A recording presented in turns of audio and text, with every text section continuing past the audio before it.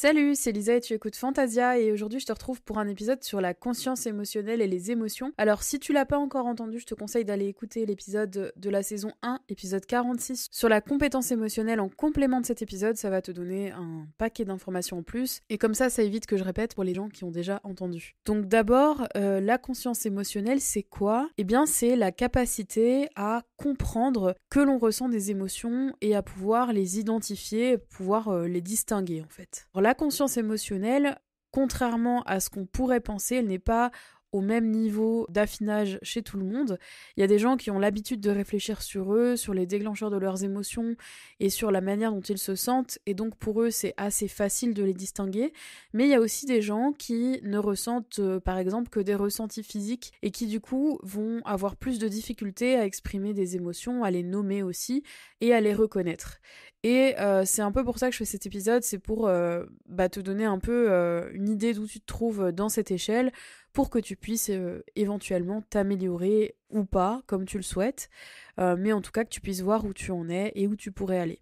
Alors la conscience émotionnelle, elle va de pair avec quelque chose qu'on appelle la compétence émotionnelle, qui est la capacité à contrôler ses sentiments et ses émotions et ceux des autres, à les discriminer entre eux et à utiliser cette information-là pour guider ses pensées et ses actes. Ça, c'est la définition de Lane et Schwartz. Et puis, il y a des scientifiques un petit peu plus récemment de l'Université catholique de Louvain qui ont également fait état de ce qu'est pour eux la compétence émotionnelle. Donc ça, j'en parle dans la saison 1, épisode 46. Cette compétence émotionnelle, elle est définie dans cette étude par le fait d'identifier ses émotions, de comprendre ses émotions, de les exprimer, de les réguler et non pas de les gérer, et ensuite de les utiliser. Si on revient sur ces 5 compétences-là, on se rend bien compte que la première chose, c'est d'arriver à les identifier et à les comprendre, et que c'est déjà 2 compétences en soi qui sont importantes. Pour arriver à ça, pour arriver à voir comment on arrive à identifier ses émotions, eh bien, les 2 scientifiques dont je t'ai parlé, Lane et Schwartz, ont créé ce qu'ils appellent le modèle cognitivo-développemental de la conscience émotionnelle, qui est donc une échelle qui donne en fait les différents degrés de conscience émotionnelle. Elle comporte 5 niveaux, donc le premier niveau, il concerne plutôt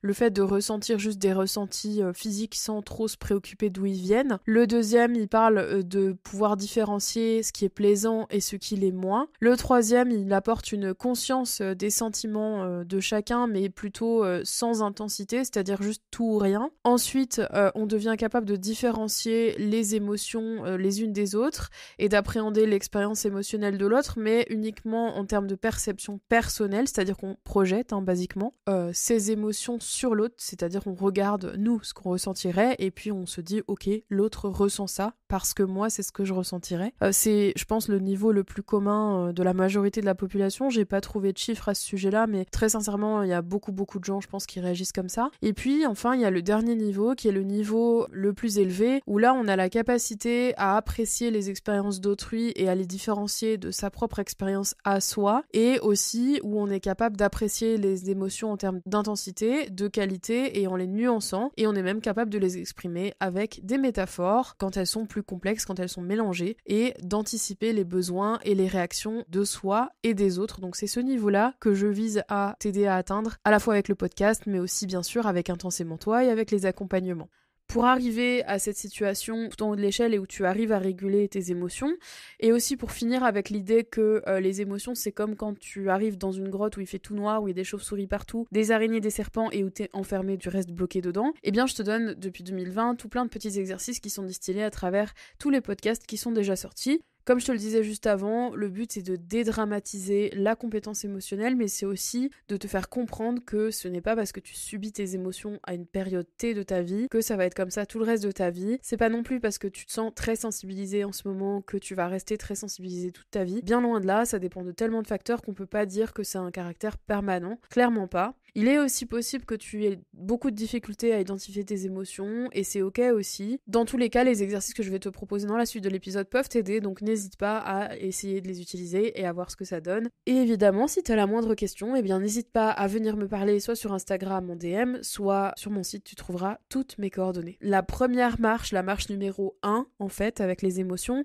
c'est d'arriver à se reconnecter à elles et à identifier qu'il se passe des choses dans son corps, ce qu'on peut parfois oublier quand il se passe beaucoup de choses à l'extérieur de son corps. Ou bien quand on a vécu des douleurs, une maladie, quelque chose qui fait qu'on a eu le réflexe de se dissocier de son corps. Et donc même en tant qu'adulte, alors là c'est plus vraiment une incapacité, c'est plutôt un truc qu'on a fait pour se protéger, c'est comme si on avait fait disjoncter notre fusible nerveux, et bien c'est comme si on ne ressentait plus ce qui se passe et qu'on était plutôt tout le temps dans notre tête et en mode intellectuel. Et pourtant, c'est pas parce qu'on a fait ça qu'il ne se passe plus rien, et évidemment les choses qui se passent peuvent être liées aussi à des événements extérieurs à soi. Donc l'idée ça va être d'abord de se reconnecter à soi. Alors ça c'est quelque chose que moi j'ai traversé il y a 2 ans. Mon truc secret, ma botte secrète pour vraiment se reconnecter à soi, c'est de passer par le sport. Parce que le sport te permet de rester en contact avec toi-même, de rester conscient de ce qui se passe dans ton corps, t'as pas le choix parce que sinon tu te fais mal. Une fois que t'as pris conscience qu'il se passe des trucs dans ton corps et que c'est pas parce que tu les ressens pas qu'ils sont pas là et que donc tu peux faire le choix de les ressentir pour éviter d'être pris en traître quelque part, eh bien tu peux commencer à te demander